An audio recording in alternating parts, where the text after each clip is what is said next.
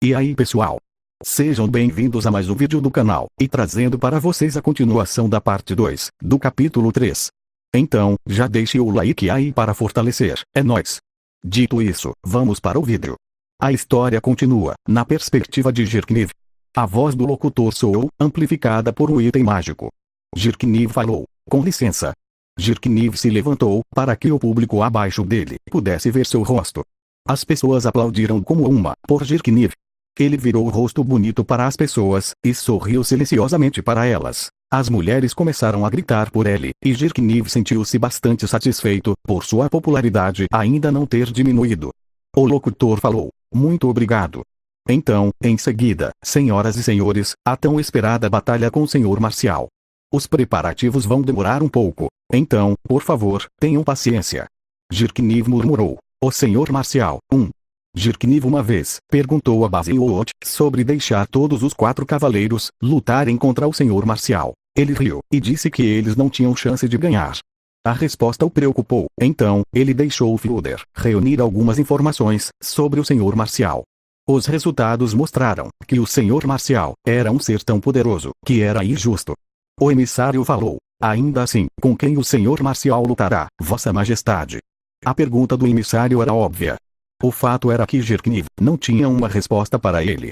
Jirkniv falou, eu não tenho certeza. Esta partida com o Senhor Marcial parece ter sido decidida apressadamente, e também não apareceu na programação, por causa do sigilo. O emissário falou, entendo.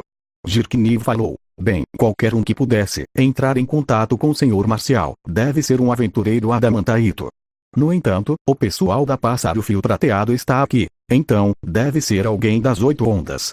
Honestamente, eu realmente não posso aprovar as partidas de exibição, com a chance de matar um dos raros aventureiros adamantaito. Um dos sumos sacerdotes falou, não posso refutar completamente isso, mas o fato é que a força é atraente.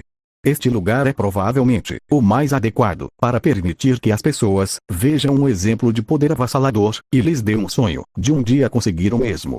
O homem que interrompeu foi o sumo sacerdote do Deus do Fogo. Em outras palavras, o membro mais graduado da fé do Deus do Fogo. Dito isso, depois de considerar a condição atual do Império, é possível que ele acabe reduzindo sua força militar. O Senhor Marcial é o ser mais poderoso do Império.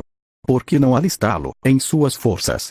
Jirkniv falou, pensar que alguém como você realmente diria algo assim. A teocracia Slane era um país centrado na humanidade.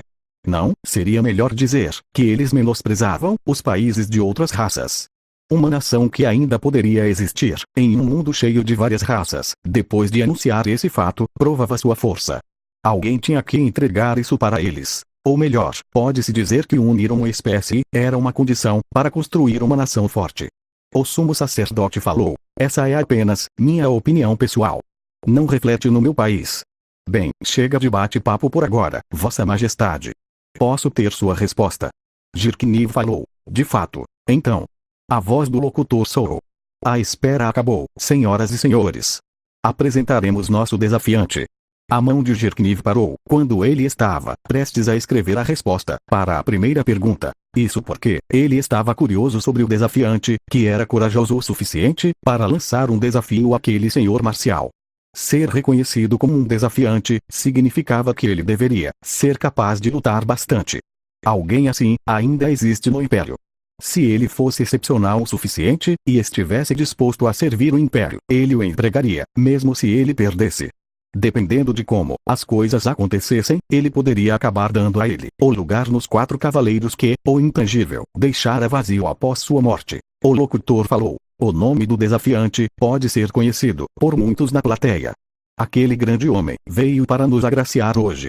Eu vos apresento o Rei Feiticeiro, do Reino Feiticeiro, Sua Majestade, Ainzo Algon.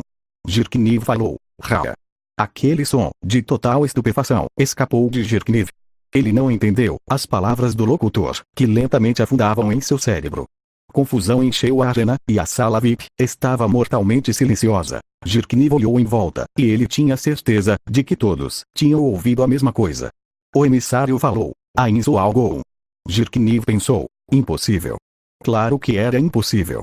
O líder de um país não poderia aparecer em um combate de gladiadores em outro país.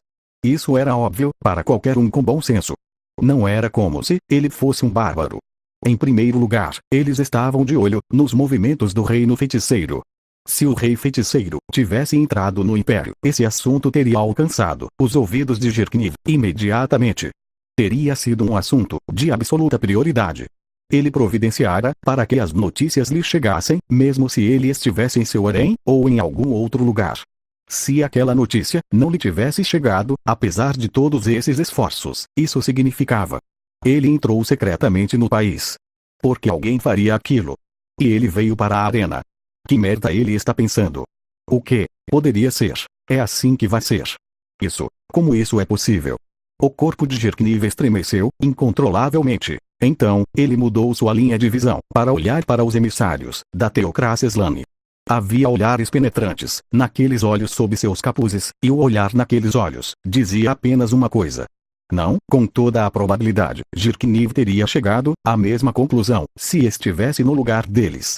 Eles estavam pensando. Jirkniv convidou o rei feiticeiro aqui. Jirkniv falou: por favor, espere. Isso é uma armadilha, de fato. Tudo isso foi uma conspiração de Ainz ou Algon. Se eles não entendessem isso, não, se eles não pudessem aceitar isso, a situação se tornaria muito terrível. O emissário falou: uma armadilha colocada pelo reino feiticeiro. Ou por outra pessoa. Afinal, este é o lugar que você especificou, Vossa Majestade, e nós só sabemos sobre isso algumas horas atrás. Isso estava correto. Ele mantinha tudo oculto até o último momento para reduzir o risco de vazamento de informações. Jirkniv tentou desesperadamente lembrar quem sabia sobre o assunto. O número era muito pequeno, e todos eles eram pessoas confiáveis. Ou foi realmente esse o caso? Não. Jirkniv falou: é possível que a informação tenha sido extraída por meio da dominação mágica. Isso definitivamente não faz parte do meu plano. Esta é a prova. Se eu tivesse colocado essa armadilha, por que eu estaria em pânico com isso? O emissário falou: você espera que acreditemos nisso? Você estava fazendo isso para nos atrair. Ou talvez, para nos denunciar. Eles não confiavam nele, de forma alguma. Não, isso era de se esperar. Jirkniv faria o mesmo, no lugar deles. Ainda assim, onde foi o vazamento? Não, realmente vazou. Eu apenas dancei na mão dele, como uma marionete. Ele soltou a isca, e esperou que eu pegasse o anzol. De repente, um vento frio soprou em suas costas. Quantas de suas ações, o rei feiticeiro já havia previsto? Era muito possível que tudo o que acontecera até agora, fizesse parte do plano. O rei feiticeiro é este tipo de oponente, concluiu a brilhantemente de Jirkniv. Quão elaborado foi o esquema dele, afinal? Não, agora não é hora de ter medo de sua astúcia. Se eu não agir rapidamente. O emissário falou: não é bom, temos que sair agora. No entanto, já era tarde demais. A voz do intruso era como a de um caçador que viu sua presa cair em uma armadilha cuidadosamente colocada. Ainz falou: Jirkniv Unifarlord Alnix dono. Há quanto tempo? Enquanto lutava para controlar sua respiração em pânico, ele viu a forma do rei feiticeiro que subia do centro da arena até a mesma altura da sala VIP. Aquele rosto odioso dele estava em plena exibição. Deve ter sido para deixar que todos soubessem que era o próprio homem. Fim. Obrigado por sua visualização e nos vemos no próximo vídeo.